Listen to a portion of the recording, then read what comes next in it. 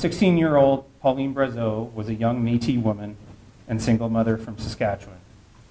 In the fall of 1975, Pauline relocated to Calgary with her infant daughter.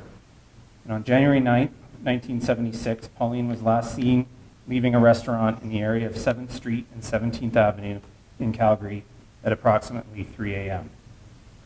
A few hours later, Pauline's body was discovered in a rural area within the Cochrane RCMP jurisdiction.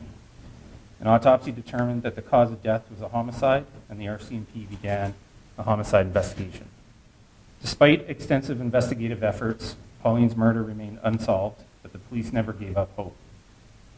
In 2021, the Alberta RCMP Historic Homicide Unit partnered with the Calgary Police Cold Case Homicide Unit in an effort to reanalyze historical homicide investigations from the Calgary area dating back to the 1970s.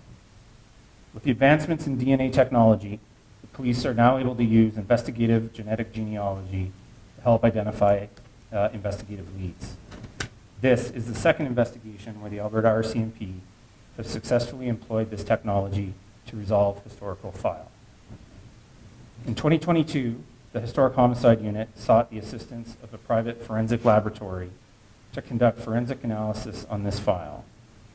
We then partnered with the Calgary Police Service to conduct genealogical research on the results of this forensic testing.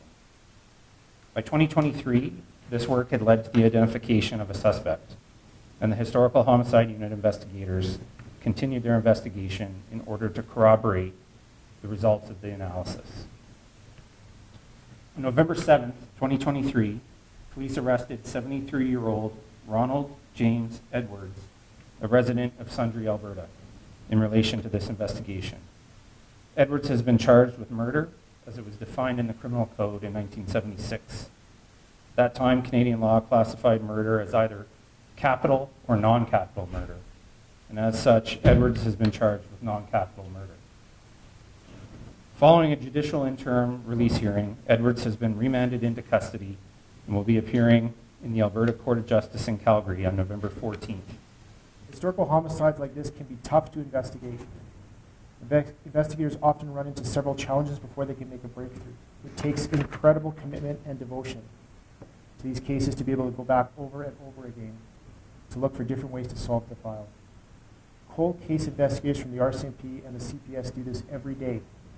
And Pauline's case is an example of what can happen when investigators are determined to hold people accountable and get justice and closure for a victim's family.